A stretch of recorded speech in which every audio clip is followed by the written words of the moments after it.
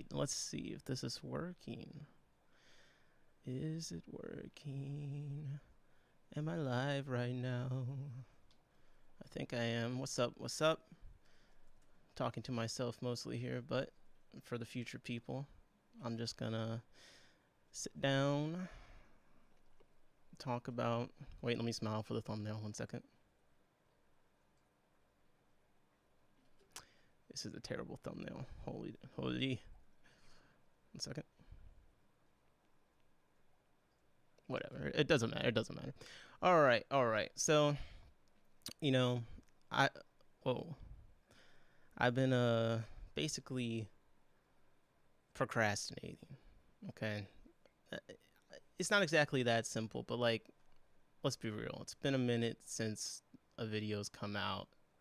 Obviously, something's not totally going to plan, right? So, you know, in lieu of finishing a video, I was like, let me just I can get on and yap to the camera live. Like, I can do something, right? And I'd been chatting with some people about some different videos and things we've been up to, and I've had a lot of fun culturing microworms recently, which I know doesn't necessarily sound like a fun activity per se, but like I've been having a lot of fun. And you know, it's always something to find a low effort live culture, right? So I've been up to that, and I figured I'd just go live and talk about some of those things that I put in the description. I was gonna really like clickbait, but I was like, you know, let me hold off on the clickbait like hardcore for this first one. I'll behave myself basically. If I'm looking a little spacey, it's because I'm still trying to figure out how to make this thumbnail not be aquatic isopods. I have not turned into an isopod yet. Not yet. But it's not out of the question. It's not totally out of the question. All right. Now that I have that fixed, let me make sure that I'm actually live. And okay, I am. All right, perfect. So, culturing microworms. I was just testing it, my bad. Okay, culturing microworms. So, microworm cultures are extremely easy to create and also extremely easy to maintain. In my opinion, they're up there with vinegar eels on the effort level, and I think they kind of surpass vinegar eels when it comes to the effort level in some ways, just because collecting vinegar eels is just not as easy, in my opinion.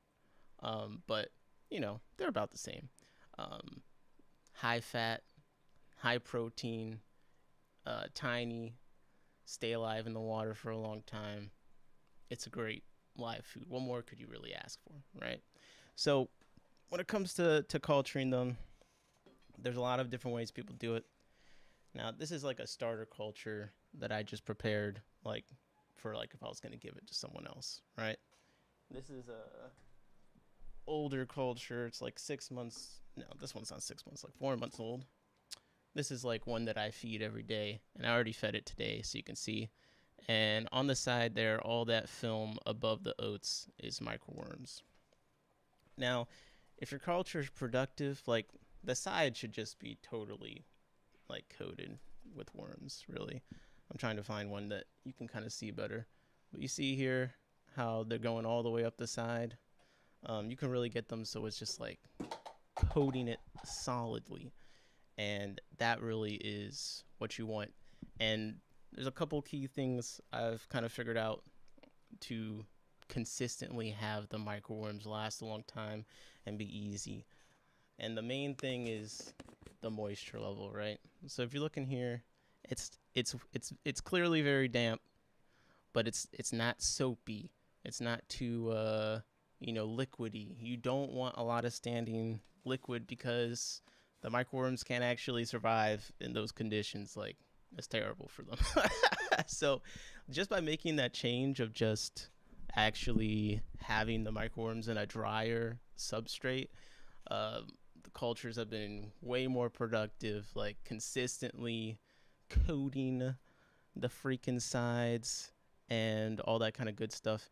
In fact, let me go in and grab a picture since, like an idiot, I fed all my cultures already. So I don't have like a microworm flex culture. But okay, we just saw this culture here, right? So here's a photo from a couple days ago, just so you can see a bit more of what it really looks like. And wow, that came in huge. One second. This is why you're supposed to use studio mode, you know. But okay. So here we see the microworm culture, and you see all that film is just worms. And this is actually a picture. This is a set. I already fed it the day I took this picture, and within the time of a few hours, the worms already climbed up again and coated the walls. And that's what you want. I'm trying to have people like to have higher standards for microworm cultures. So you can see that's the same culture just a few days ago. So I already fed this one, and that's what it ideally is like, because no one wants to be trying to like scrape the very edge near the oats, like where the culture is. Like, you want the worms to be climbing all the way up. So drier substrate, in my opinion, has seemed to be much better. Feeding them regularly, because if you just leave them there like forever, then things do overpopulate and it kind of slows down. But if you keep feeding them, then they keep filling the space. And just add oats as needed. You can throw in yeast. Yeast doesn't really do anything except for force them to climb more. My theory is because it takes up oxygen in the substrate. But I actually did an experiment where I put yeast on a culture where the worms weren't on the side, and like throughout the course of the day, it was just a solid coat of worms all the way up to the top.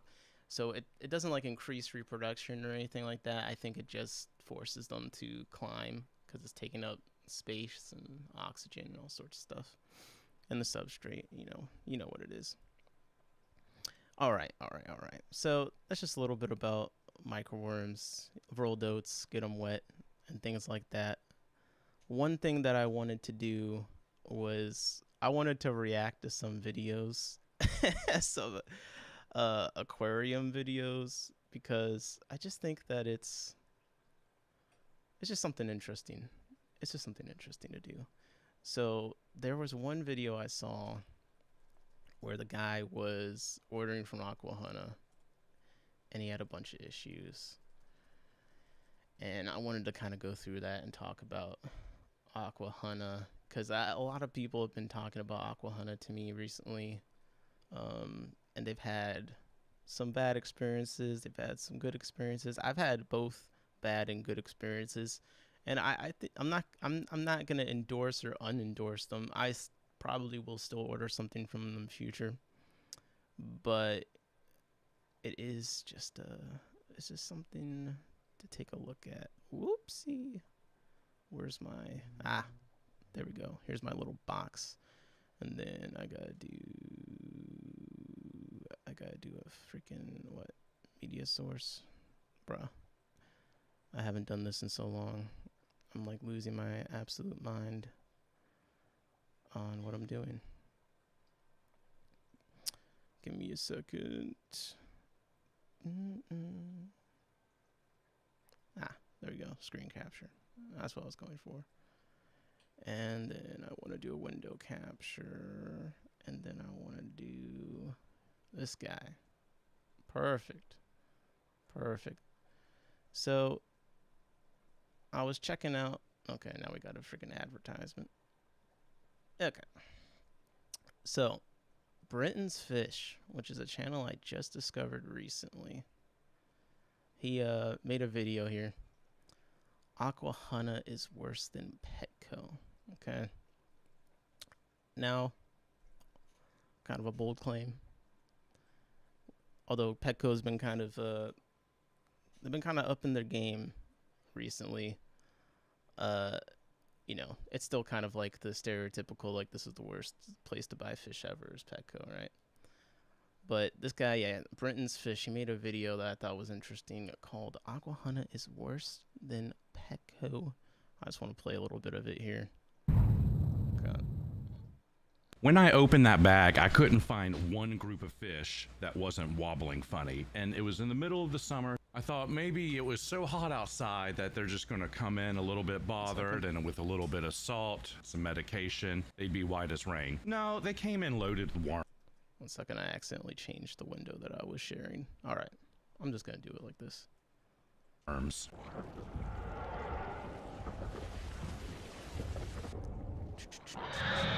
I wasn't mentally prepared for this. I was just doing a little grab and go shopping. Aquahuna had what felt like very high quality plop and drop fish. All right, so this experience of getting fish from Aquahuna and like them showing up funky is something that I have experienced. And when I saw the video, it was kind of funny because to me, when you're ordering from them, it's kind of like everything comes in perfectly and the price was right. You know, the shipping was, you know, their flat rate, and it's the groups and you get a bulk price. Everything comes in and like, it's great and it's good. And I have some Congo Tetras from them that are doing well. But then there's the other experience with Aquahuna, and it's almost like a Jekyll and Hyde situation. Like my theory is that there's an extreme variance in competency of the people catching and bagging the fish. That's just my opinion because I've ordered from them enough times and the results have been so wildly different that it's hard for me to believe that, you know, people like Dan's Fish, he has like what, 98% shipping rate, and yes, he does like overkill on everything, but the majority of times that people ship fish, like they show up alive if you're doing it the right way. Like the majority of time that people ship fish, it shows up alive. So like the odds on me ordering from them multiple times and more than once having fish show up in not the best condition, like in different weather periods, to me it feels like there's a training issue and not everyone is like on the same page. Because like 1 week it's like you get fish in and it's like the yellow water, and then another week it's like I think they need to standardize their shipping process better, because to me the variance is pretty crazy with them. Didn't even have to treat them, really. But that was 3 years ago. They've sent many emails since then, boasting how much they've grown. I'm beginning to see why there wasn't an aquarium co-op promo coupon code with this anymore. Maybe Corey has broken ties with the sick fish senders.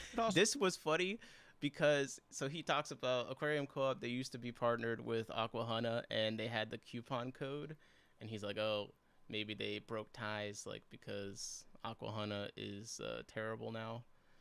Well, Corey actually commented on this video and he said, that's a big bummer. I just wanted to say we didn't decide to stop working with Aquahuna. They approached us to end the partnership as they had grown and their marketing was taking over. We still order weekly from them for our store. So that's interesting, is that they still order from them like on a wholesale basis, but all the fish that come in, we quarantine like everything from all vendors. I never like to hear a bad fish story. It's always a bummer. I've sent you a gift card for our website if it helps. Like, bro, like this is actual like serious PR cleanup he's doing on behalf of all. Like he sent him a gift card. We are more than 15 employees, but we do care and we try hard. So I said this before, like to some of my fish friends. I was like, if there's a video that's even like loosely negative and even is within 100 miles of talking about Aquarium Co-op, and that video only has 20 views, like Corey will be one of those views. He is very on top of this kind of stuff, and I feel like he seems to see the majority of things. That's nice of him to give him a gift card and stuff, but it's just interesting, like he hops in like, no, this isn't why, like they actually broke a partnership with us. Also feels a little dismissive that right when there was a problem with the angelfish, they just want to refund me. After a swing and a miss, I still want the fish, but you know, I should be thankful I got that refund because they gave me $40 and then they pocketed $260 and I'm left with a bunch of dead fish. From the customer's perspective, it's like I'm already invested for the amount of shipping. Can you just send the fish again? Nope, not Aquahuna. Dang it. Guess you have to deal with our packages. Jeez. They refunded angelfish because they were dead on arrival. But since I took a little bit of time to report the sick fish, since they took 24 hours to die in the tank, that's my problem to solve. Aquahuna incubates the worms. I treat them. That is all Aquahuna needed to decide. It didn't need to have to do a refund. So this is interesting because my experience with Aquahuna, although I've had fish show up in poor conditions, one of the reasons why I would always still order from them potentially is because the customer service has always been really good. Like, they've responded in a reasonable amount of time. They've been nice. They've been accommodating. I felt like I got all the refunds. There was one time where like I ordered some of the Moonspot licorice gourami and they showed up like fuzzy, molded over. I think I got a picture of it. And like they must have died like the moment they went into the bag. Because I don't understand how they could have been that like decomposed. They were only in the mail. I think they're only in the mail for like a day or two. And they were so decomposed that it wasn't like they died on like the last day of travel kind of a situation. Like they must have died instantly. And the box was and had insulation and all that. So to me that says, all right, something with how they packed these fish, or like the condition of the fish when they put them in, or the water that they used with the fish had to be totally off, because there's just no way that they die like this, totally decimated. I'm trying to find a picture of it, but while I do that, let me play some of this. So hot out. Didn't have to send me new fish. Always try to work with a fish seller. Like, we're both trying to get these fish assimilated in my fish room. So I just thought this was more of a teamwork. Evidently, Aquahuna was just looking for a way to not make the dream work. I'll never do that. It's very with a large salty. It's very business again. salty. Even if it's just 15 people, that's a large business. If you want to keep within I don't think 50 people is then a order large fish business, from just for the Aquahuna, record. and every single fish I mean, it that is looks it is a little bigger bit business, sick, but go ahead and tell them immediately, it's not this huge. fish is sick, I want to return it. And that gives them no wiggle room to pretend like it was actually you. Jeez, that's terrible. It's a great way to do business. I can really feel the essence of Walmart exude from that. So, thanks. Man, he's And got to then I stop ordered with from the Petco. I was like, copyrighted "There's material." No way that Aquahuna was just as bad as Petco. And now that I'm waist deep in sick fish, I might as well position myself to make a sick fish video. Who will win? Okay, I didn't even know that you could order fish. You can order fish from Petco. 1 second. I didn't even know you could order fish from Petco. Has anyone ordered fish from Petco? All right, it's Petco. Order fish from Petco. I like how PetSmart has their ad above when you Google Petco. Like, everything is just advertised Google links. Okay, it didn't take me to what I wanted. Fish. Live fish. No, that's fish food and feeders. How do I order fish? Fish. Okay, freshwater fish. Man, this site is... Wow. Buy 3 male neon guppies, get 1 free. Oh, they got pea puff. Petco has pea puffers? Hold up. $5.49. Okay, what else they got? Fahaka green spotted puffer fish.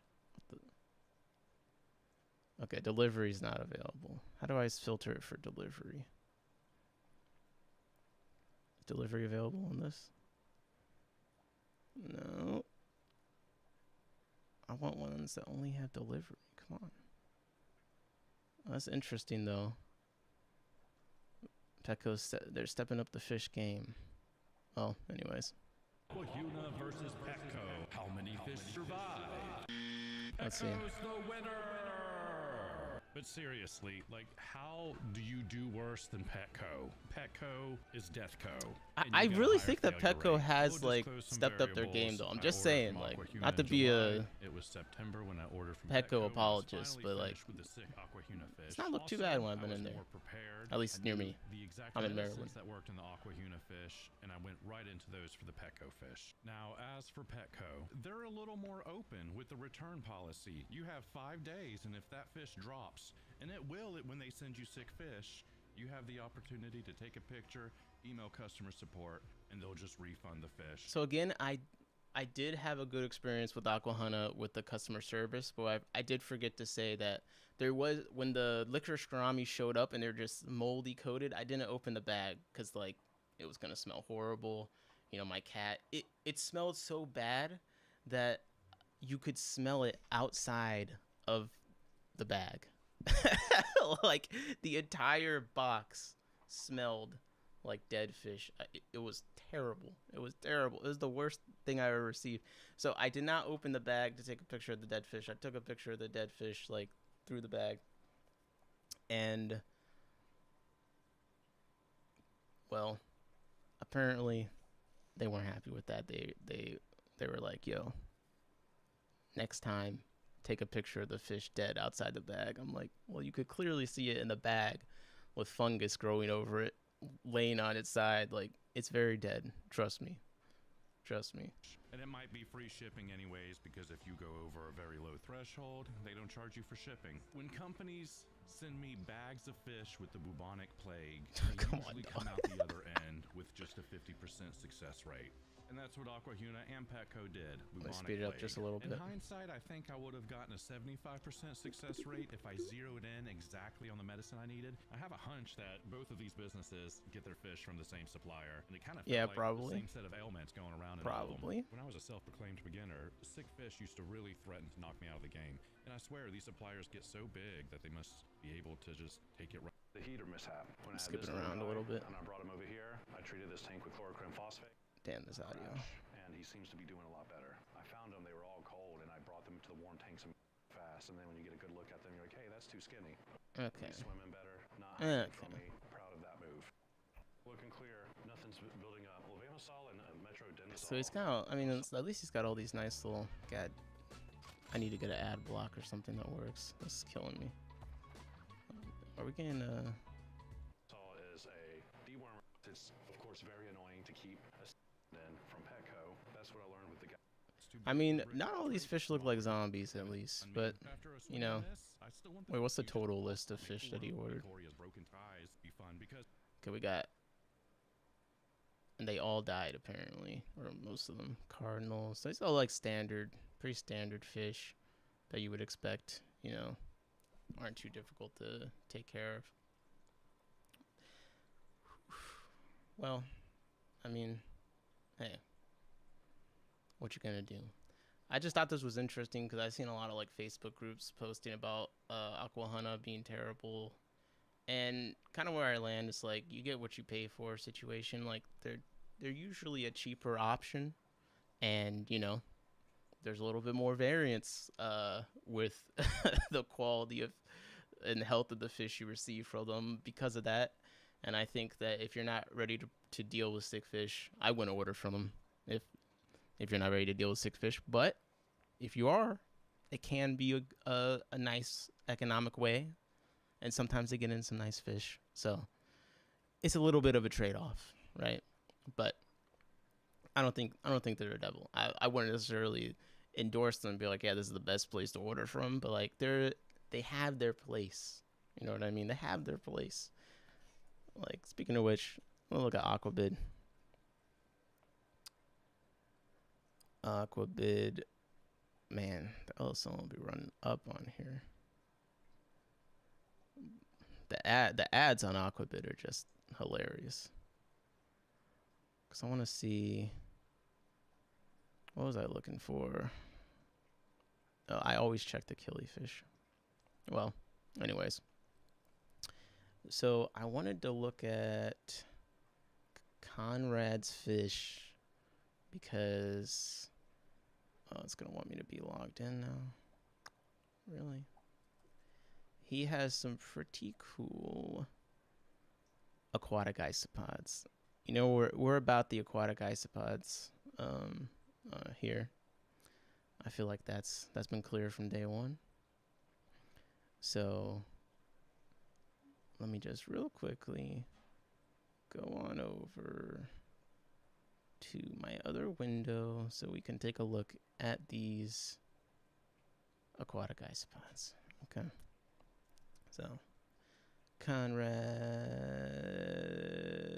fish. So if you don't know this guy, he's like the OG aquatic isopod seller. So if you look up like aquatic freshwater isopods, okay, the top post right here is this guy, okay, and basically, my God, can we please move this over so you can see a little better? Basically, he had these aquatic isopods and was selling them on eBay like way back. Like if you go to his profile, you go to his posts. Let's just do the top all time, right? 4 years ago, Acellus aquaticus. 3 years ago, fairy shrimp. Oh, he's culturing fairy shrimp. Now, see, that's something I've been getting into, and he's doing it. See, this guy, that's why I like him. He's doing all the things that I'm thinking of that would be cool to do, and he's already done them, right? 5 years ago, look at that, aquatic isopod. And there was a cool one that he had. These black morphs of the aquatic isopods. Look at those guys. And I think he has some more pictures of them on his Instagram that I wanted to look at. So Conrad's Fish. And he sells isopods. And look at that. Come on, dog. Like, that is sick. That is a sick looking isopod. Oh my God. Look at the legs. Like the black on the white. Yo, what's up, Mexicali Fish Keeper? Hello, Nitwim. My bad, I was being bad at looking at the chat. What's up? Just checking out these. Look at that. Now, I'm breaking news right now. I ordered some isopods from him, and allegedly he included some of the black morphs in there. So maybe I'll be able to do some video on him. Maybe he'll let me like interview him about them or something like that. That would be cool. But this is the OG as far as aquatic isopods go, as far as I'm concerned. So, kind of the isopod agenda report. So, I started doing aquatic isopods because I thought they were really cool. I wanted to make them more popular and all that stuff. But another reason is because they were like extremely expensive, like very expensive. Garden Eaters was charging $4 per isopod. And then, eBay UK. And then Phillips Fish Works, I think it worked out to around $3 per isopod. And I went over to the UK about a year and a half or so ago, and I was like missing the aquariums back home, you know, and I was doing my research and trying to figure out, how can I buy some aquatic isopods? And come to find out, then the UK on eBay, you can order 100 of them for 17 pounds. So that could be like a little bit more, around like $20. I don't remember the conversion rate, but you can see $58. And to be fair, it can be cheaper there because shipping is a lot cheaper over there since it's just a smaller country. But that inspired me. I was like, okay, we got to get the prices down. So that's when I learned to ship them, because I was like, I'll start shipping them cheaper than everyone else, and eventually not only will I help make them more popular, by making them more popular, more people will breed them more people have them, more people try to sell them, and the price will come down. So let's kind of do a little price check. Wait, why am I typing price check? Look go to Garden Eater. Let's see what they're what are they selling their isopods for these days? They have 1 tab isopods, and it's just these guys. So okay, check this out. So there's a sale right now. Oh, and this is another thing. Minimum purchase is 5 units, which makes sense. But so at the time I bought this, I bought I think I bought 10. So $40 plus shipping. But look, the isopod agenda, it may not be because of us. Maybe they just put it on sale, but you see in the title $4 per isopod. Now it's $3. So that's at least comes down a little bit. So if we were to order the minimum, which is 5, okay, proceed to checkout. All right. And let me not dox myself on the shipping address, but let me just real quickly do my little shipping over here where you guys can't see, just to get it to work it out so you can see the price. All right, so to buy 5 isopods from Garden of Eater is $33. All right, with that much you can buy 100 in the UK. Like, you get what I'm saying. Like, this is clearly ridiculous in my opinion. And yeah, you know, different markets, blah blah, but we can do better, right? So that's part of why I did. And you look over at the next biggest guy, Phillips Fish Works, and we go, I guess, crustaceans, and he's got, okay, aquatic isopods. So over at Garden of Eater, it's $33 for 5. Okay. Now we're already off to a better start here, because at a base it's like, okay, $30, you get 10, and here he says he light really makes it 12. So let's say 30 for 12. It's shipping. You'll receive 12 isopods. He has written a lot. Roly-poly, they live in the sun. Sorry, I'm just like, I hadn't really. Definitely get a GH and KH test kit. I don't know if I agree with that. That seems like overkill. Yeah, my water's definitely softer than all this. But hey, we could have different isopods. I don't think you need a 8 pH. Anyways, I'm getting distracted. All right, so add to cart to buy 10. I didn't realize isopods were so expensive. Yes, sorry if I'm slow with the chat because I haven't said my second one. No, that's what I'm saying. It's like, so I got into them. They're really cool. They're very hard to find. And then when I did find them, they were very expensive. Now, again, I don't know if I need to pull up. Let me just have the UK one pulled up. Sorry, UK eBay. No worries. Yeah, no. We're warming up. This is kind of like a new, cause like editing the videos, it takes like a certain amount of free, quote unquote, free time, and you know, I love learning about new aquatic inhabitants. All right, well, dive in. I might have to change the title of the stream at this point. Let's see.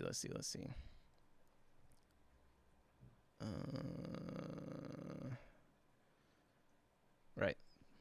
I totally forgot what I'm doing. So, Acellus aquaticus. So, in the UK, they got Acellus aquaticus. This is like the species of freshwater isopod over there. So, a lot of people here sell them under Acellus aquaticus.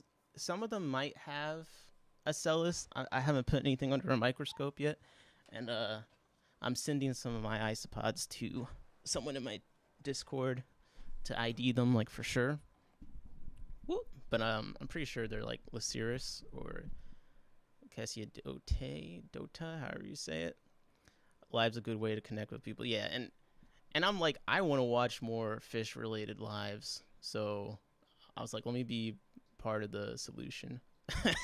Like that's what the put out the bat. People, hopefully more people show up. Hey, I appreciate it, man. I really appreciate that.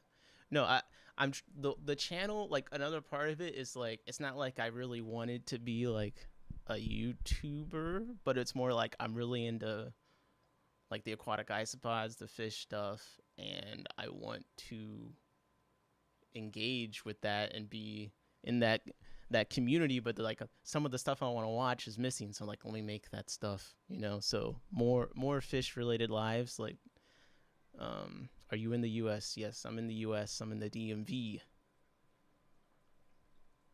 I'm not. I'm in the Baltimore metropolitan area. Love Baltimore.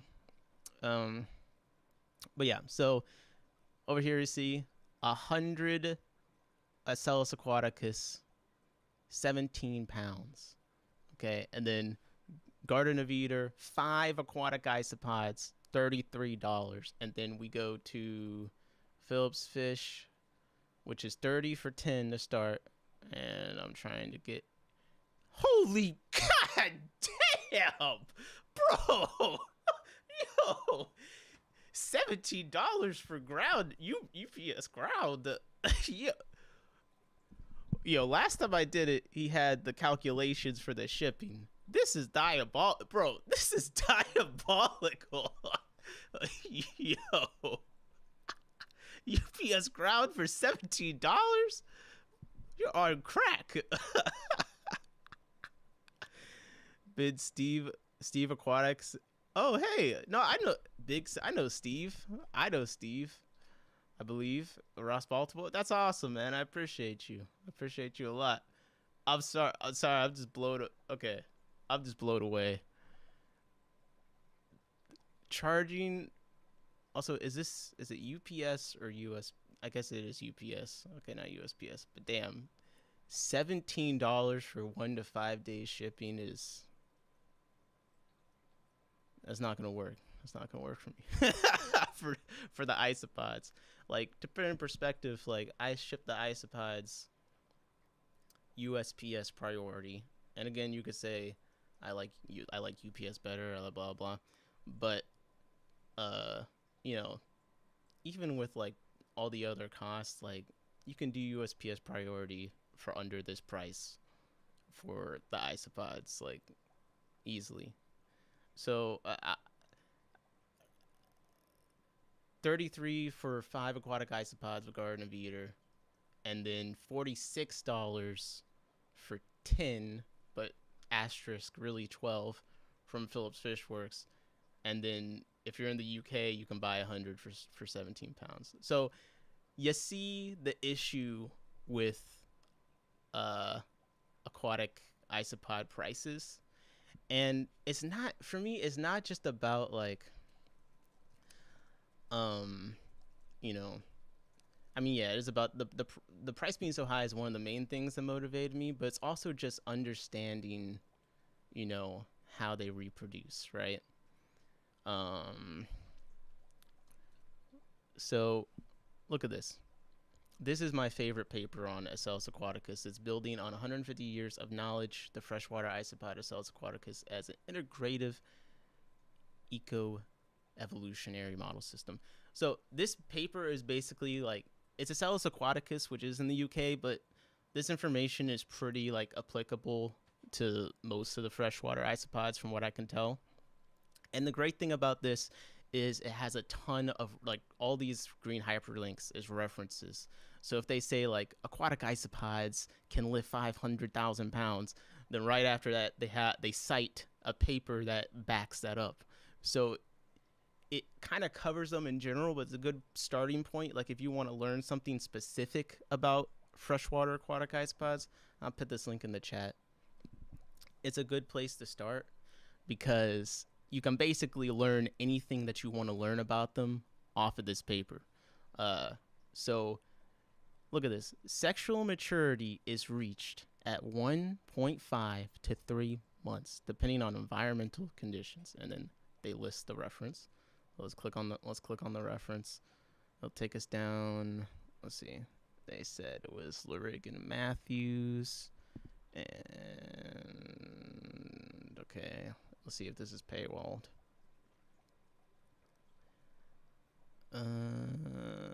Well, anyways, I know from other reading that I've done, like from my memory, that they seem to reach them in like a month, 4 to 5 weeks at 76 degrees Fahrenheit, and they have a lot of babies. Now, out of one 10-gallon aquarium, this one right here, I have bred and shipped thousands of isopods. Okay. Out of that, mostly out of that one tank. Now, when you go to someone like Phillips Fishworks, and I like everyone I talk about, I like Phillips Fishworks. He has some of the best videos on like scuds and all that kind of stuff. But I was actually working on the isopod thing before he started selling them. But I was watching his videos because, again, I like him. I'm a fan. And he mentions that he got these aquatic isopods. I'm trying to find the video. Okay. It was a year ago. This is an update. So I get a lot of questions about what we're doing, what's changing, and this 8-barrel rack. Okay. About 400. So he's got racks of scuds and racks. Okay. And you see he's got the isopods in there. All right. So I'm sitting here and I'm just now, when I see this video, this is, when did he post this? Let me do the full timeline. Hey. He posted this 2023, November 2023. Okay, let me find when I first ordered my aquatic isopods from Garden of Eater. 1 second. 1 second. I can find it. The problem with Gmail is it enables me to have too many different email addresses, and then I never know which one I ordered something under. I don't know why I'm like that, but whatever. I ordered them from Garden of Eater like somewhere around this time. So, and I'm seeing how they breed and stuff.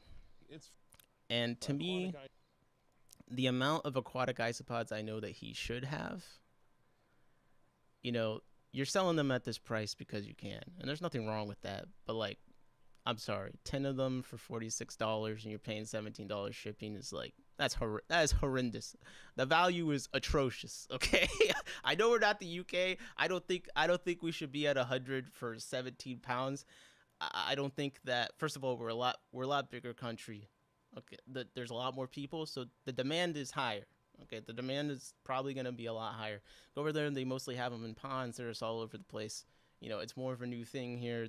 Demand is higher, so like I think that the price should be higher. I don't think it should be this, but I think that I think this is ridiculous, especially since I know, or I can see a setup and I know how many isopods he should have. Like, it's essentially price gouging. Now, then we go, okay, so this is the isopod agenda. Okay, so I told you we're getting the isopods are very beneficial. I want to read more papers and talk about them educationally in a second, but I just kind of want to go over kind of the state of the freshwater isopod market, basically. So you go over now to the US eBay, you search aquatic isopods. Maybe you have to put eBay search is awful. All right, so you have, this is me at the top, right? And 23 sold. I keep remaking the listing, so don't know how many I've sold. It's more than 23, but it's not like a billion or anything. But that's just me trying to defend myself. Okay, so right now I'm selling them on eBay $10, for sorry, $25 for 10, although I always put like 12, 14. So I'm on the same thing Philip is. And then I do $12 USPS shipping. So that should be 2 to 3 days. Because it's the new shiny toy in the hobby. Yeah. Yeah. It is. But, you know, it's. And again, he's had them for almost 2 years now, too. So it is new for everyone else. But on the supply side, it's like you should have like millions. But, then I'm selling them on my website. So let's see. I'm doing 12 basically for I can't even do math. $37. So it's like I'm not even that good. So Philip, it was 47, and then I'm sitting here at 37, so almost $10 less. And I'm going to lower my price as soon as I actually kind of oversold isopods, because again, I'm mostly selling them out of a 10-gallon. I still have a bunch, but like I'm gonna let them recover, and when I come back, I'm going to increase the amount and lower the price, because guess what?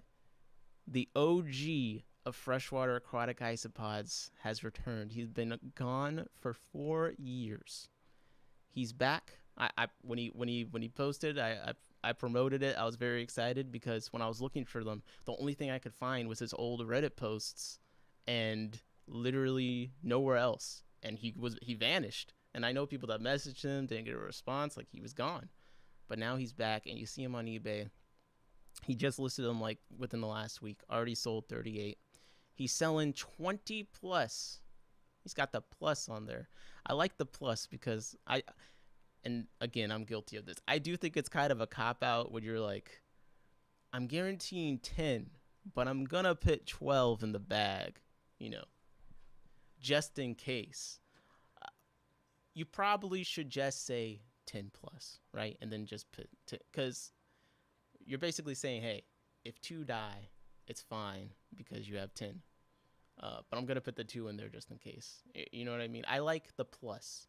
It just feels a bit more, realistic. Like, hey, 20 plus. I'm guaranteeing you 20, and I'm not going to tell you the exact amount extra I'm putting in, like, to incentivize you to buy it. But it's like, it might be 21. It might be 26.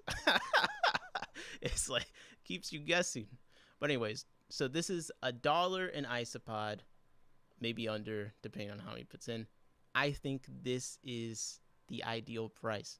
I personally don't think I can sell them at this price yet, but I think this is a fair price at the time, like about $1 an isopod, and maybe less eventually. But right now, that seems like real. I think later down the line, they're gonna become a popular live food option because turns out they're in the natural waterways of a lot of the fish that we keep, and fish like eat them, like they're a significant part of the food web. Like fish are eating them all the time, like all the damn time. So I think they'll become a very popular live culture because people have kind of tried to make scuds a thing in that way, and scuds are kind of just terrible as in every way possible. Like, and I'm keeping scuds, and I think I have a use for scuds, but just like for the average person with an aquarium, scuds are like completely useless or negative to your tank, most likely, because you have people that say they don't eat plants and people that say they do. I've seen them not, and I have seen them eat plants, and then they say, oh well, it's a species thing, but then you buy them as a specific species that isn't supposed to do it, or the person that sold them to you didn't really ID the species correctly, so now you're stuck with whatever random scud you got and just wondering, is it going to eat all the baby shrimp? Is it going to decimate? With the aquatic isopods, they're fish egg safe, fish fry safe, plant safe, baby safe, everything's safe with them. The only thing not safe at this time is your wallet. with the aquatic isopods, your wallet is the only thing not safe. Although I think Conrad coming back into the game really is going to shake things up because everyone else is selling them. I'm selling them for about $2-ish in isopods. Philip, it's like I'm not gonna do the math. It's like 3 plus because it's like $46 for 10, so it's a little over $3. And then Garden of Eater is like they're it's $33 for 5. I mean, when I went, I forget what the price was at the Clash, but yeah, if I was buying Aquatic Isopods right now and I love Garden of Eater, like I would never buy them from them again because they're so expensive. Like, bro, don't buy 5 isopods for $33. Like, don't. And I love them, but don't do it. I did it at the time because that was my only option. Philip wasn't even selling them for a while. He had them for a while before he even started selling them. So, you know, it was my only option. The only other option are isopod scavengers. They are detritivores. So, and let's just go ahead and hop over to, and this is what I like. This is what I like about the isopods, because a lot of things, and listen, the research on them isn't like complete by any means. Like, it's really a pain in the ass to identify them correctly, to the species level, and there's a lot of things with them that hasn't been studied. But compared to a lot of things we keep, so this is what Skeptic Aquatics was ranting about, the high pricing. Ooh, where is that? Is that rant somewhere? I want to look at that. If you can put a link to that, I want to see. But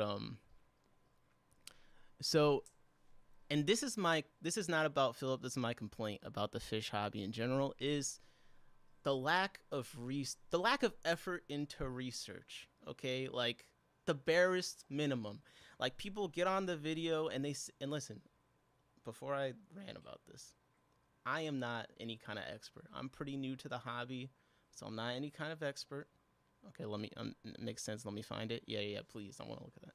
I'm not any kind of expert, but I am frustrated by people who sell things and make videos about things and put no effort into the video. They take the first like AI generated care sheet, copy and paste that into their video script, and they just make a care guide. They buy the fish, have it for like a week in their tank, slaughter it, or move on from it.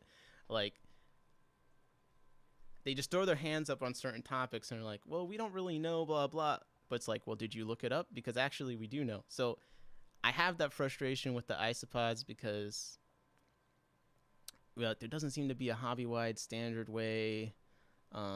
There's not enough people working with them, blah, blah, blah. And I agree with some aspect of that, but like, there's enough reading on these that if you really, tried, you could come up with a more solid opinion with less caveats. Like, we actually have a decent amount of information on these guys and like their conditions. But you asked about if they are a scavenger. So let's go to this research paper on Acellus aquaticus, which is a comparable freshwater species to the ones we're keeping. And just so we have it, I'm going to pull up like the most common aquatic isopods. Okay. And we got Bug Guide. Let me do iNaturalist, actually. If you're not familiar with iNaturalist, is a site where people go, and I'm not a moderator, so it won't hyperlink. I'm going to send you the link to my Discord. If you could put it in there, that would be great. I'll put my link to the Discord. Why is it's saying use sorry, because I really want to see.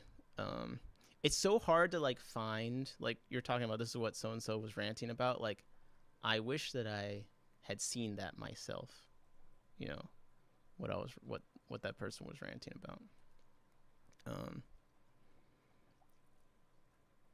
I'm gonna give you, it's like, not, my link is messing up, so I'm just gonna give you my, do you have Discord? Actually, I should ask that. I should ask that first. But okay, while I work on that, talking about aquatic isopods, And I'm just gonna edit my title to be more accurate to what I'm talking about now. So let's just say everything about aquatic isopod market. Oh wait, aquatic isopod, aquatic isopod agenda, news, everything about aquatic isopods and isopod market analysis. Sorry.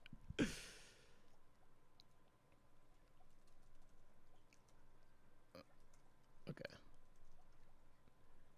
We're good. All right, I'm back. I spend entirely too much time watching aquatic related channels. Okay, can I just look it up? Let me finish talking about the diet. But okay. So we have Selling Aquaticus. So again, this is endemic to the UK. So we're talking across the pond. I'm too old to keep up. Hey, some older people have Discord. And to me, Selling Aquaticus has a pretty like distinctive look. They got these little masks here, right? And even out from this like outer view, you see they look like a lot more scud, like a lot more buggy than isopods like what Conrad has. So if you look at this, in my opinion, this is a significantly more appealing looking isopod to some of the Selling Aquaticus. Now, if we go on eBay, the UK eBay, we can take a look. So you see that they do have some that are darker, which is kind of nice. It is attractive. I like the darker color, the black color, and the mask. It looks very cool. So I think that would be one that throws out some interesting morphs and colors. And like look at the little mask there. Like then I'm like, okay, I'm back on board with the aquatic isopods. And then yeah, again, 100 for 17 pounds. It's wild. It's wild.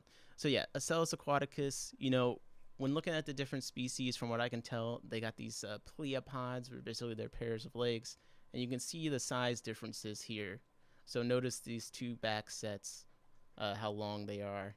And again, I'm not an expert or anything, so everything I say is just my opinion based off of my observations.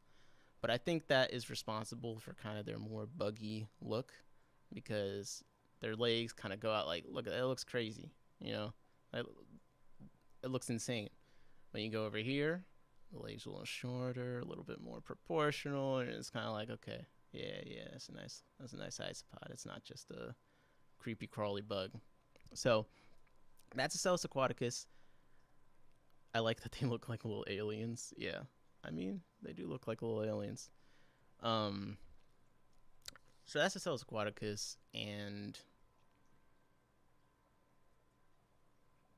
that's in the UK. So most of the people, from what I can tell, because I only have pictures, most of the people selling them in the US, I think, don't have a Selling Aquaticus. But again, it's kind of hard to ID these things. But it seems like most of them, like you look at this looks much more like my isopods. This looks much more like the isopods that we see people selling than the Selling Aquaticus.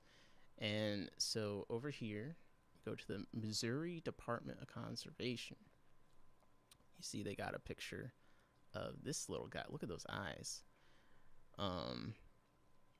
And do they put a species? Some freshwater isopods look a lot like the families of the land ones. Yes. No, they don't do a species. And a lot of places don't even try. So this is what I think my isopods could be. It's either them or Lyceris. It's just kind of hard depending on the day. But you see, they have a little bit longer legs. And they're just not as wide as the Lyceris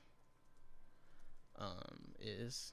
Oh, that's what I was doing. I was going to iNaturalist. So if we look up isopod, is it Acelidae? There we go, freshwater isopods.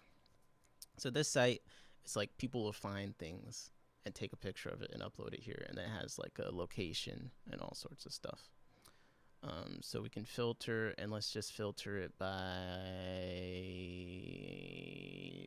can I filter by research grade? Where's that? I'm missing it.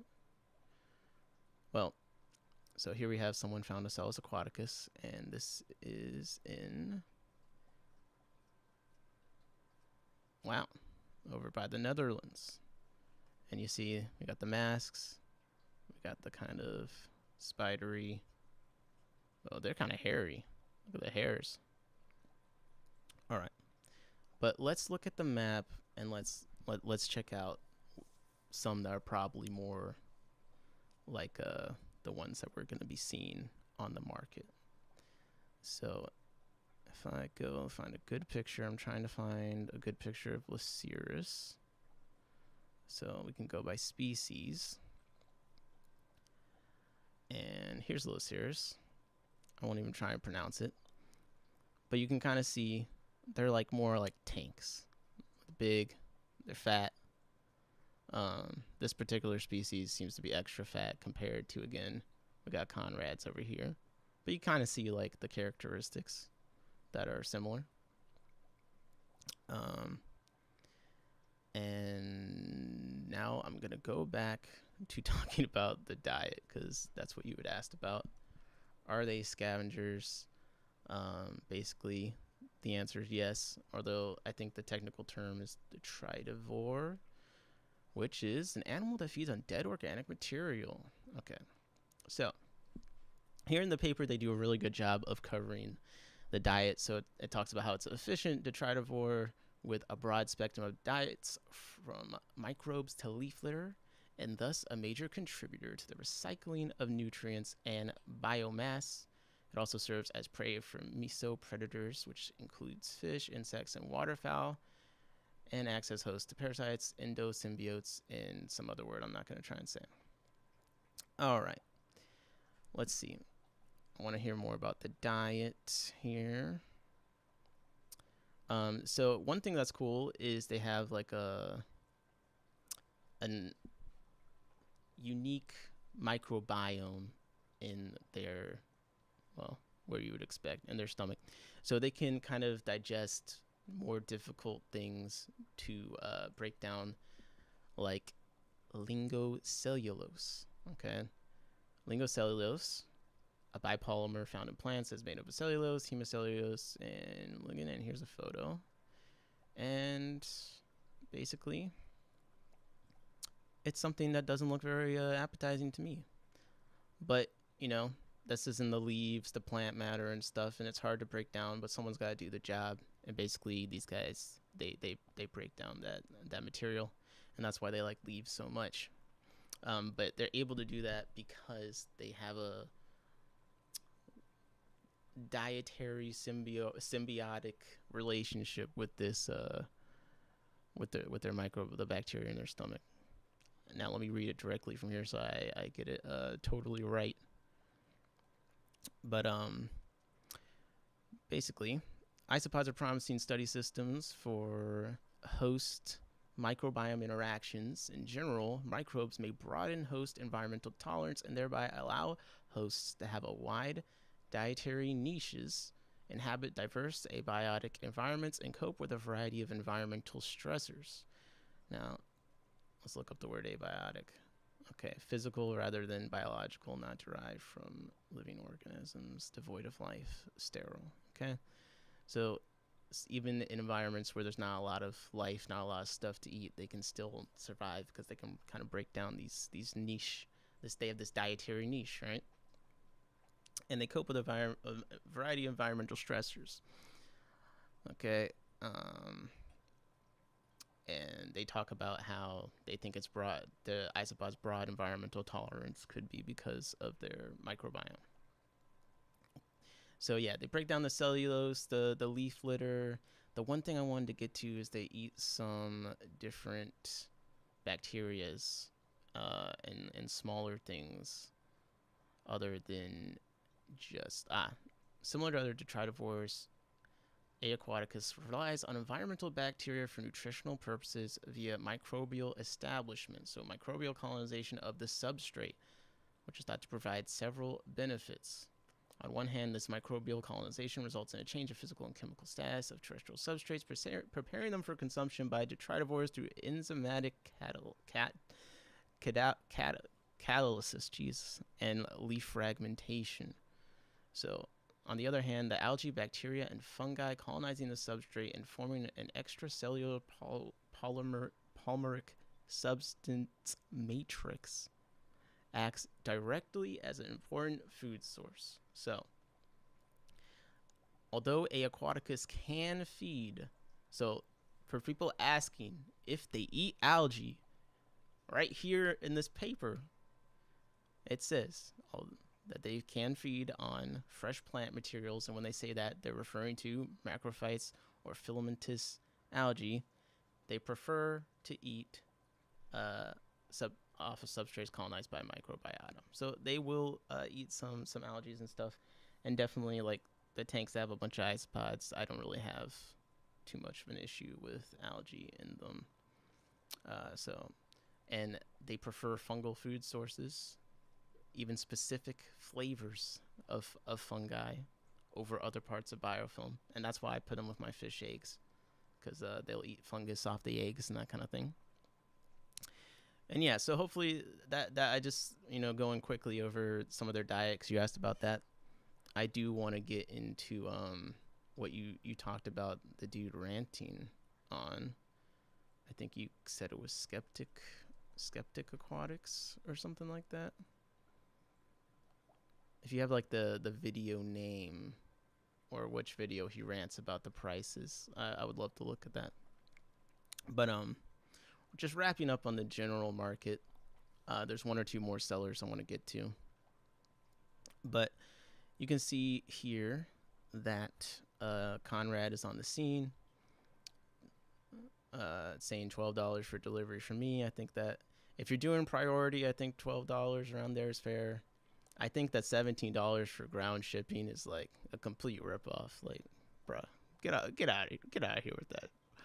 You lining the box with like premium styrofoam. Please don't do that for the isopods. Just give me the shipping price cut. I have the premium cardboard 10 milliliter bags for, it's like, nah, bro, just give me the one.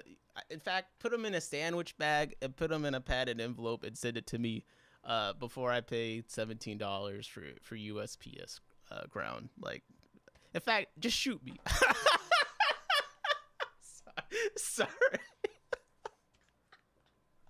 Oh my god. I'm just saying, like, bro, we don't need to make money off of shipping when the isopods are already so expensive. Like, my god. And they're not hard to ship. They can survive happily in the 30s degrees of water.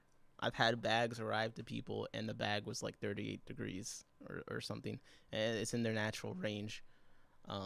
Which, it's cold in the UK where Selling Aquaticus comes from. So if you think about that, they're a good pond thing over there, and they're out there year long. And over here, I think the ones we have are from places that get cold. So, they can do just fine with a little bit of cold. So for the majority of the year, there's no reason that shipping should be expensive for them. USPS priority in the 6x6x7 cube box. Call it a day. Okay. Skeptical Aquatics. And let's see. Do you know what video? He's a skeptical guy. Look at that.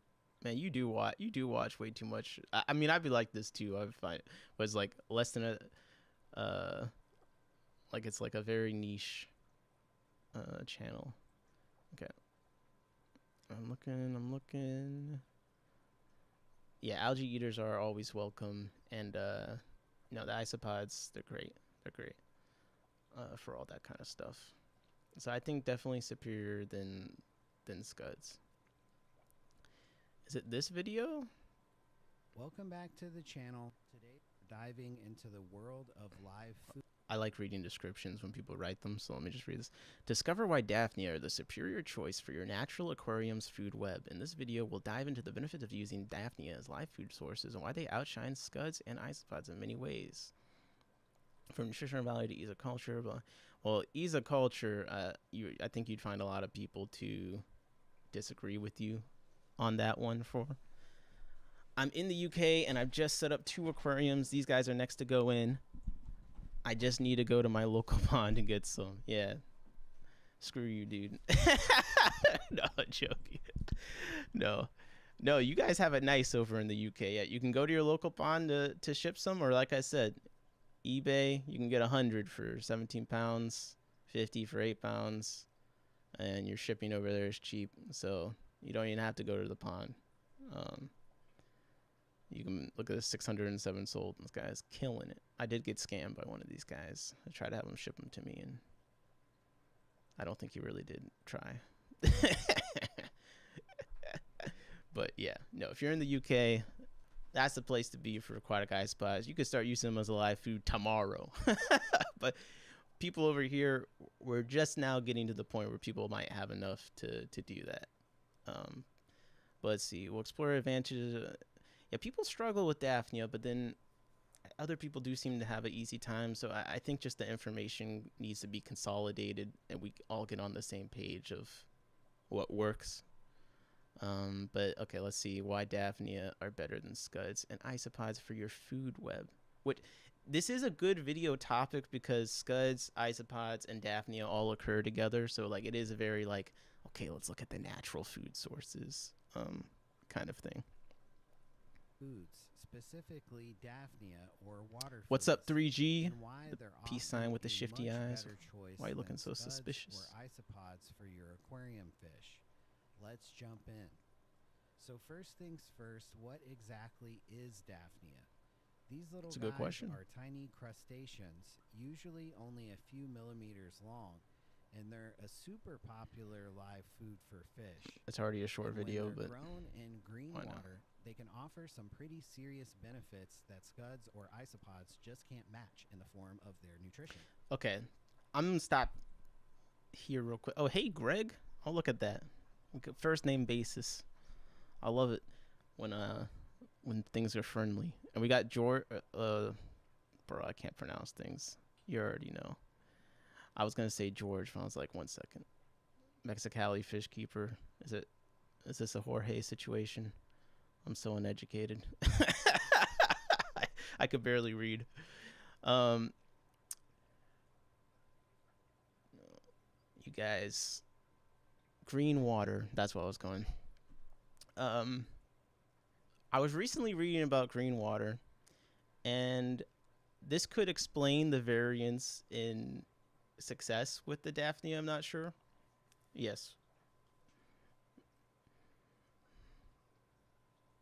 I like how you wrote it out again. Like, I already.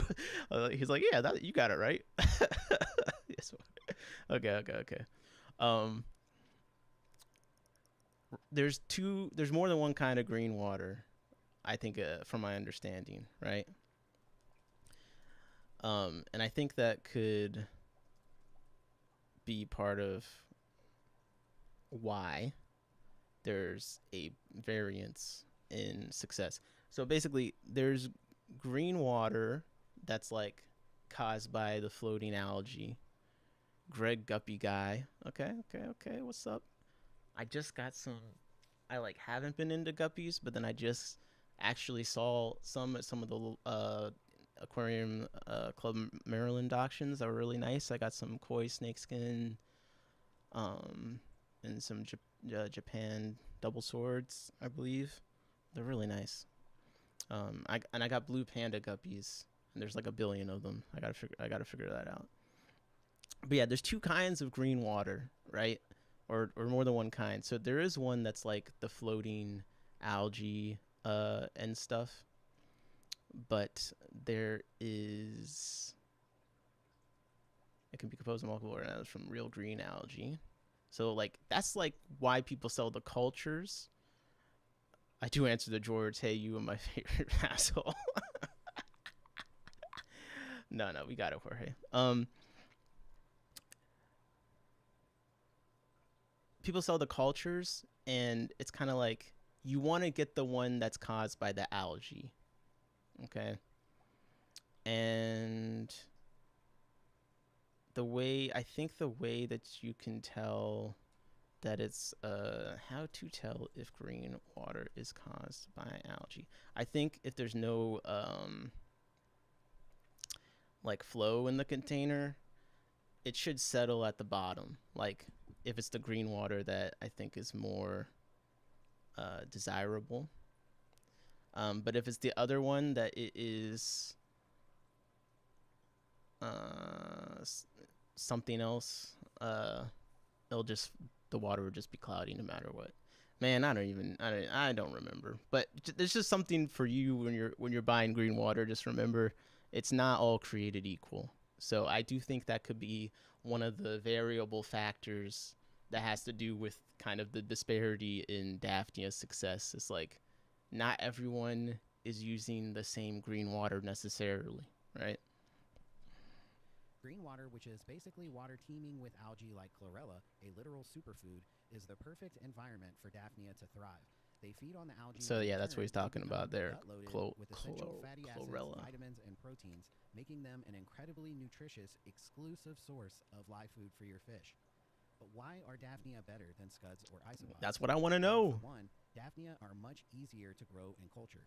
You can easily set up a self-sustaining system with just some green water and the Daphnia. Okay. They'll thrive on that algae. They breed so fast. They're like the duckweed of live foods, so you'll always have more than enough fresh supply of live. So let's actually, and I'm doing this because like this is I'm not doing this like for the stream. This is legitimately how I watch YouTube YouTube videos. I'll look up Daphnia reproduction rate research paper.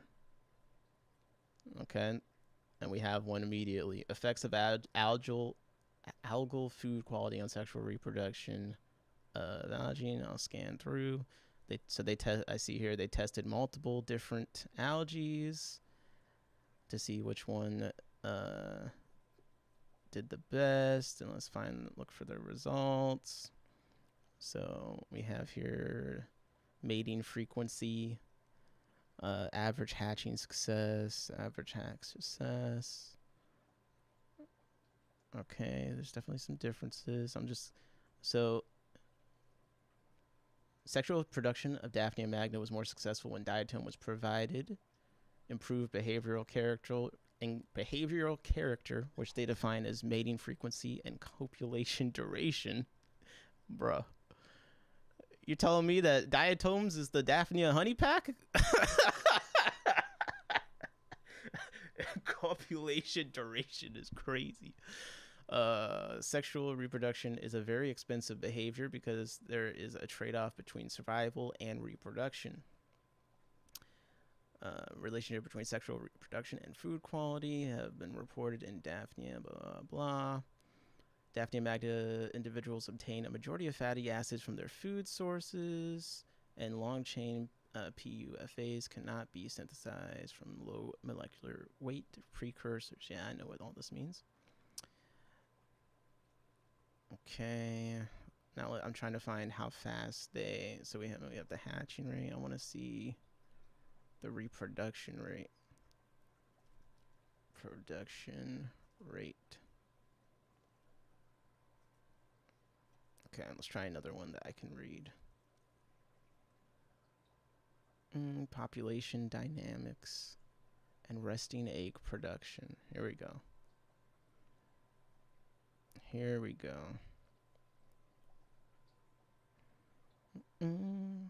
What does this table say?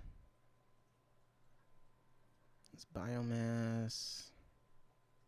I probably scrolled past it on the other one. But anyways, if I had more time and I didn't want to bore people, I just read through this and stuff. But let's keep it simple. How fast do Daphnia reproduce? Okay. All right. Reach reproductive maturity in 10 days. Yeah, that's pretty. They can reproduce asexually or sexually. Point. produce 2 to 10 young every 3 days. So yeah, I think that he's probably right that they are. If you got them, they're definitely breeding significantly faster than anything else on this list. Food. Now, when it comes to isopods and scuds, things get much trickier. You see, scuds and isopods do not clone themselves via asexual reproduction like Daphnia. True. Because of that, because you need that male and female, they breed much, much slower. In addition to that, if you're culturing them in your main aquarium... I didn't think about it. You have 2 isopods, and only one of them can have eggs. You have 2 Daphnia. Not only are they breeding faster, both of them can reproduce. With their fish, you're going to find that they spend most of their time hiding. So they don't actually spend a lot of time breeding, and they definitely don't spend a lot of time cleaning up your aquarium. Okay, I disagree with that. At least my isopods spend a lot of time doing all the things he said they don't. Most you can hope for is that your scuds and isopods will keep to themselves and survive on low nutritional value items in the bottom of your aquarium, like detritus and old leaves. Not very nutritious for your fish. Unless you feed them nutritious. Well, first of all, part of what makes them important and also nutritious, because I don't know if he's wrong or not, right? But he's saying that they're not nutritious because they're eating these things that, have poor nutrition. Well, actually, they aren't eating things that have poor nutrition, because they don't just eat those. They eat, the microbiota and stuff like that. But why they're valuable to the ecosystem is because those things like leaves that have nutrients in them that most things, they don't get any nutritional value out of. The isopods can eat that and convert those leaves into something that is useful to them and also to everything else. So the leaves aren't as bad nutritionally as you might think. And they're eating a lot of other microbial things in there. And again, you can feed them and they'll have better nutrition, because if you go into my channel and my other live streams, you can see them crowding the food. Okay, here we go. Worst case scenario, the scuds eat each other, everything below them within the food web of your aquarium. They eat your live plants, they eat your baby fish and your baby shrimp. Evidence of this has been found in decades of forums and groups online. So for me personally, the risk is not worth the reward. I think some creators actually do a disservice to new fish keepers by representing scuds and isopods as a necessary part of the food web of any aquarium. So that's why I agree. I think scuds are one of the worst things you could recommend to a new person, because one, a new person is anxious. Scuds have a lot of question marks around them, so they're going to be watching them to see if they do any of the destructive things. They may not have the tools to effectively deal with them if they become a problem. And you're basically setting them up for a potentially frustrating time when it's not really necessary. I prefer Daphnia, and I think you will too. Thanks for watching. Check out the channel for more videos. Now, I'm trying to get more into culturing Daphnia, so I could agree with this. And by the way, let me know which video he was ranting about prices in, because I'm still trying to find that, where he's ranting about isopod prices. But yeah, Daphnia, definitely, I think that they are a very nice choice. And as a live food, they're better just ease of collection. They swim around different levels of the water. There's a lot of things about them that are appealing. But, some live foods aren't supposed to be like the best live food in every situation. Some live foods are just supposed to be good for a specific, thing. So the isopods, I think, are a great live food for like crebensis, apistogramma, like dwarf cichlids, things that in nature like to explore under leaves and hunt things down. Oh, it was a message he sent me with the conversation because of this video. Yeah, and I mean, that would be a legitimate thing, is like, because isopods, you can get a good amount of scuds. Let's see what eBay has. So yeah, 300 scuds, $40. Like, people sell bulk scuds. 300 scuds for $70 plus $10 shipping. Yeah, that's terrible. Sorry. You can get a lot of scuds, but yeah, isopods, they're way too expensive. right now. So, and Daphnia, if you can be successful at Daphnia, like, you can be the Daphnia person in your local area, because a lot of people like Daphnia and like feeding it, but most people, in my experience, don't have enough success to where they have more Daphnia than they know what to do with. So I think it's one of the best live. If you're like, I want to do a live culture that not everyone can do well, and I want to do it the best, like, I think Daphnia is a good, it's a good one. Right. There's one more person I know of selling freshwater aquatic, and again, like, this is a better price, not a good enough price to, turn around and sell them to your fish, right? Like, one more person selling them. I gotta go to because they actually messaged me the other day. Oh, I actually have to send a package. His name, Clamaton King. I hate eBay, man.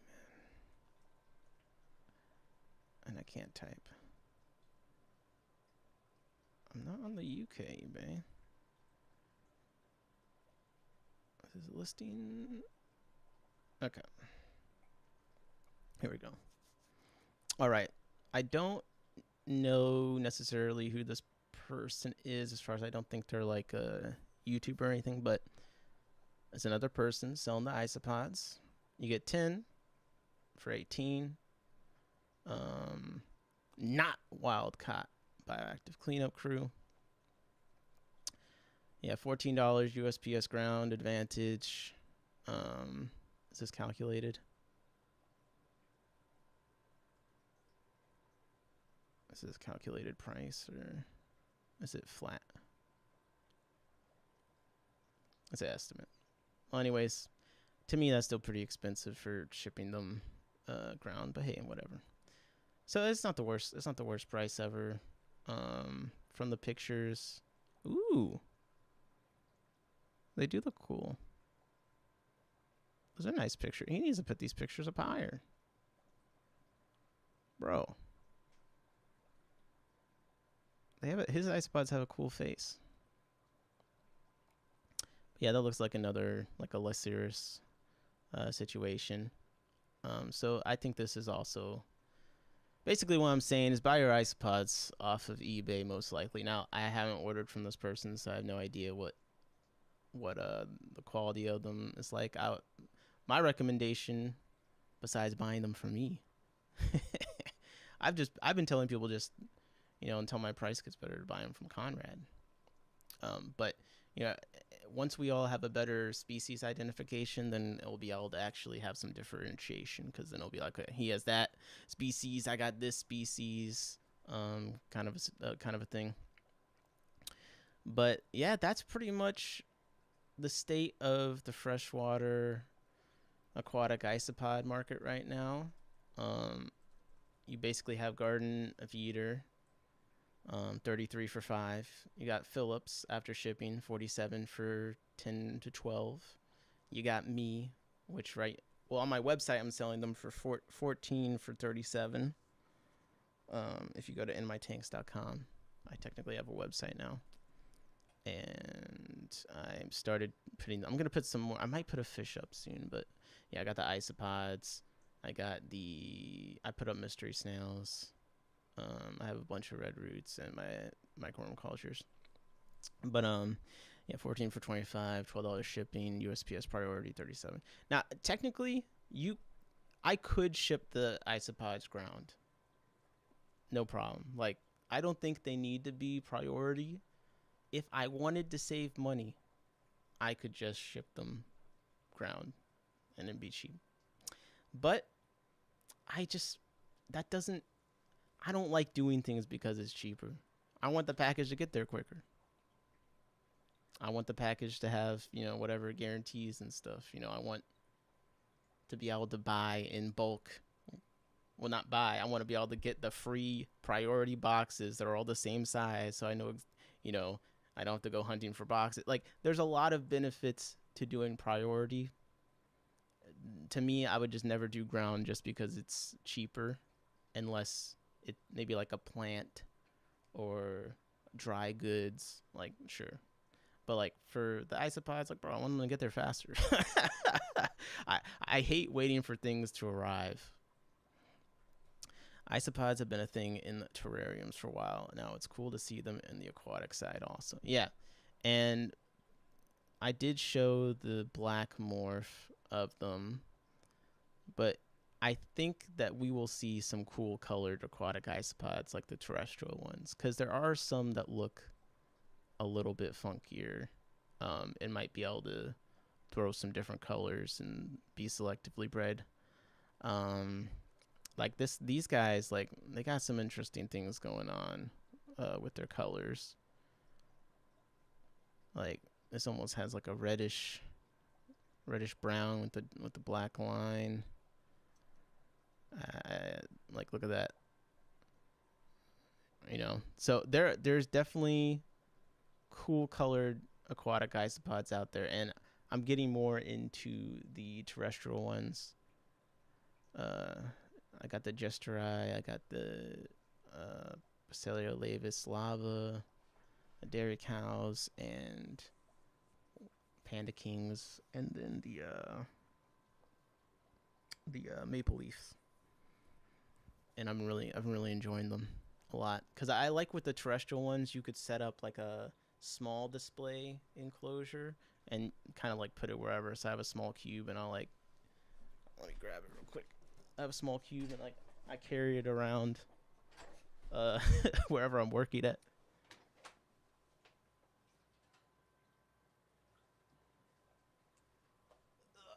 It's my little Gesteri cube. You see, I overfed. There's some mold in there, but I really like these guys. Super cool looking. They love sitting on the pumice stone, so I almost always see them. And they're big, and I enjoy having them on the desk wherever I'm working.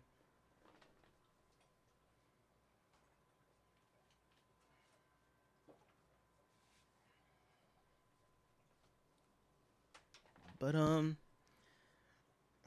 yeah, any other questions about the aquatic isopods? I feel like that's a good summary on like buying them right now. I wish I knew more about buying them in other countries. I need to do some research on that, because people are always asking me. They're always asking me like from other countries, like, hey, do you know where I can buy them? I'm like, I only know the US and the UK. This was a really interesting live stream. Hey, I appreciate it, and definitely gonna do more of these. I'll keep this one shorter just because, you know, it was kind of unprepared. Like, I was sitting here like being unproductive. I was like, let me just do this live stream real quick, just experiment. I need to mess with the title and thumbnail, whatever. The point is I appreciate that you actually enjoyed it. I'm trying to figure out when would be a good time to do it at, like, regularly, or if I should just have it be like, yo, I'm just gonna do it whenever I have time. How often do you go live? Well, this is the first time I've gone live, so I don't know. But this is pretty easy for me to do. Like, the setup is easy, so like I could go live like whenever, you know what I mean? Like, not literally whenever, but and I want to do a live with some people locally and kind of do like, I don't want to call it a podcast, but like where we talk about some topics. And I do tell me what you think of these this is my title, my draft title. I won't like spoil, but it's just some local people that I was going to have a conversation with. And this is what I proposed the title for our first episode be, topic wise. Okay. So it'll be the In Our Tanks podcast, or just In Our Tanks. And then my topics for the first one was, is Dan's fish really ethical? Petco is the best LFS, and r/aquariums is unhinged, and more. So not quite clickbait, but definitely starting with like, I won't say controversial, but like what is he talking about? Dan's fish being ethical for, like, because I think it's an interesting conversation to have, and that was inspired by, and I appreciate you saying you'll watch again, because then I guess I definitely have to stream again. Progress is a philosophy. I don't want to spoil the whole thing. A reason to keep going. Introducing. You have a podcast style live stream. I'd love to have you on as a guest, bro. Please, I'll come on anytime. I love yapping. What is your? I guess it's probably on your channel. I need to look and go watch it, because I'm always looking for more stuff to listen to. I love podcasts.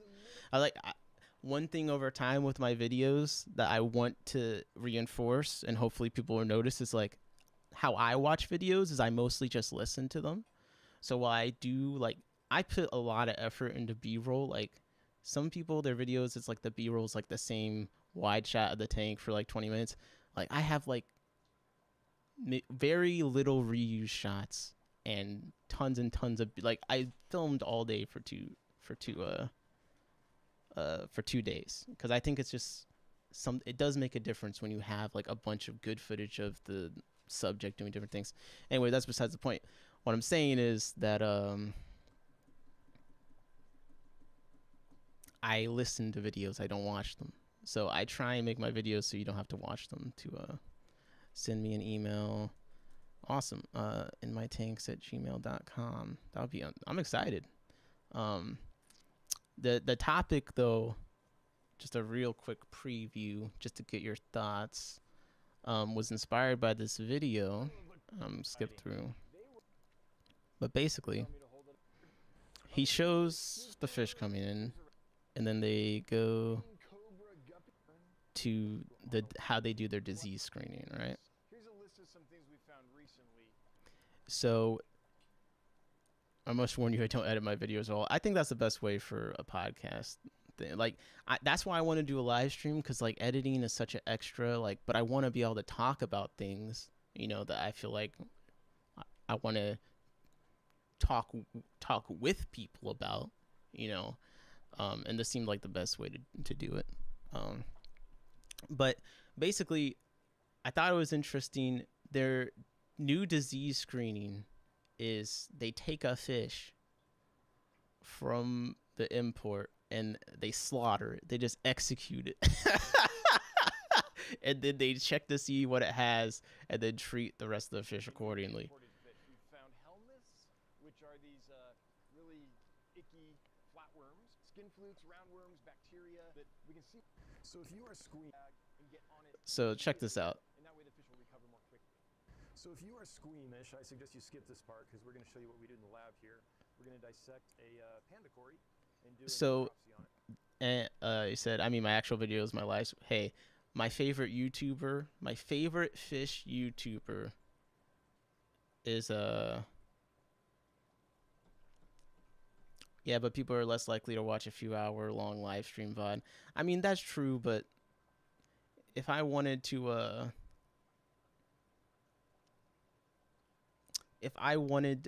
maximize like for like views or whatever, then I'd approach things differently. But I'm doing this, I'm basically making content that I consume, and I watch 6-hour live stream VODs. So everything that I make is something that I consume. I'm like just doubling down on that. I'm being the change I want to see in the world.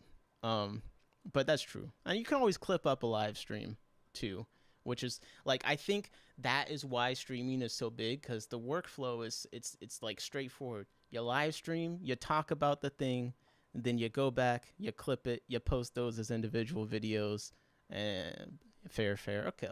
Fair. We're on the same. Somebody forgot to tell my viewers they weren't supposed to for a 1.5 hours plus live stream.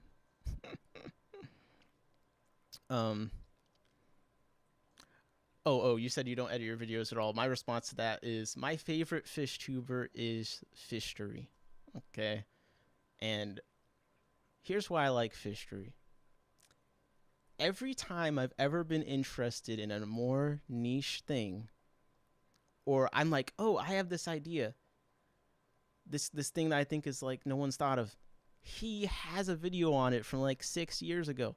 He makes videos on every topic that I'm interested in. Like, his brain is the same as far as like everything he explores is like something that I have been wondering. It's like, so that's why I like him, and he does the research. Like I told you, my pet peeve is like people are like, we don't know anything, but like he researches. Alex, he provides a lot of information. Yeah, he researches. He, asks questions. Like, he's my favorite fish tuber. That being said, the thing I hear the most is like, yeah, he doesn't edit his videos the most heavily, but I like that. I don't mind that. I like it. I like 40-minute videos of someone just talking. But some people, they prefer a bit more editing. But that's why your response, you're like, I don't edit my videos. I'm like, that's fine. Fishery's my favorite fish tuber. It's not even close. Like, and he doesn't have the most digestible videos, but he has the best. They're digestible to me. He has the best information and the best topics. You know what I mean? I'd actually be curious to know his thoughts on this, which is basically finishing up. So they get a shipment of panda cories in, and he's like, they look great. Panda cories look great. So nice panda cories, we think, from a really good, reliable seller. And from what I'm seeing in here, they look fantastic. So we're gonna. So he goes from what I'm seeing here, they look fantastic, to and do a necropsy on it to look for any diseases, anything we can treat to give that batch of cories the best chance of healing quickly, and so we can send. So he goes, the panda cories look amazing. To, anyways, just just executed a panda cory real quick, and the reason is so they clove oiled it. Disease-free fish to our customers. So this is a clove oil solution. The reason is, their new theory is, and I have a lot of questions. So, before I really, pose the ethical question, like, do they do this just the first time they get an order from a supplier? Do they do this every time? Do they only do this for cheaper fish? There's a lot of questions, and I have a lot of questions. Because also, if you don't do it for every shipment, I mean, a supplier could be good one time and then be bad the next time. So, I mean, it's not necessarily reliable. Anyways, so check it out. He goes, panda cories look incredible. Slaughters the panda cory, and then they check it out to see what it's got. And Matt's going to get these slides here to them. Or whatever, it's on the slide. So that's it. He's doing the gill scrape, the skin scrapes, and then let's get to it. Okay, so they put it under the microscope, and we'll show you what we see. Okay, the first thing we're looking at under the microscope here is the skin scraping. So we're looking at some of the mucus. So they took the whatever instrument, scraped some of the skin off. Well, not the skin actually, like some of the mucus layer and stuff. See what's on there. Scanning it to see if there's any parasites or other critters that could be harming the fish. And there were not. This was clear. So okay, one thing clear. So fish look great. Let's kill it and find out if it's really great. Okay, what's the next check? Microscope, and this is what we found. This is a gill fluke. You can see the teeth towards the bottom of your screen. Those hooks, that's how you know. Now, luckily, we didn't find anything else. So the intestines were clear and all that. All that we found in this sample was one solitary gill fluke. Now those. So they decimated the panda cory. They cut it up, and they found one gill fluke. A singular gill fluke. Bro, they already treat the fish that come in, don't they? It's not like they're going to do this and then if everything's clear, they're not going to treat the fish. Like, I'm pretty sure that this fish was getting treated regardless. Like, I don't think that single gill fluke would have been a problem. You know what I mean? And then the other question is, do they do this immediately when they get them? Or do they wait in the quarantine? Because then you wait in quarantine, you might see some issues. But I just need some convincing. I feel like that it wouldn't be better to continue just treating the fish. Now, a response I could think of to that is, well, we don't want to overuse certain medications and create resistant strains and all that, but like, you can't check every single fish in the bag. So like, I don't think that killing one fish in the bag is providing a lot of value. Now, if they come in and they're really sick, visibly sick, and you don't know what it is, then I see a bit more value. But it's an interesting question because Dan's fish, you know, they're so thorough and everything, and one of their main goals is increasing, you know, the humanity, the humaneliness, that the treatment, the humaneness of the treatment the fish are given, right? So in doing that, individually bagging fish, you know, making sure they have the best insulation, shipping practices, 99% success rate, decreasing the amount of fish that die in the process. So with that being the goal, is it lining up with that when you're just killing a fish to find one gill fluke? That is my question. Is that part of their kind of ethical mission? It's something that just, when I was watching it, it just surprised me because I was like, what? Like, I don't know. It just seemed like, it seems so counter to everything else that I perceive them to be. Now, I'm not saying that I think it's necessarily bad or anything like that. I'm just saying that I have questions. But okay. Greg, Jorge, Rasfar, Nitwim, everyone that stopped by, super appreciate you guys. I wasn't really sure what to expect. I kind of thought I'd be talking to myself. This actually was really fun, so I appreciate it. It would be nice if I had a reoccurring time to do this at, so, you know, feel free to, I know we might do a podcasting. Feel free to let me know what times you think would be best, but I kind of like the approach of just streaming whenever and talking about, I like reacting to fish videos and things like that. But thank you.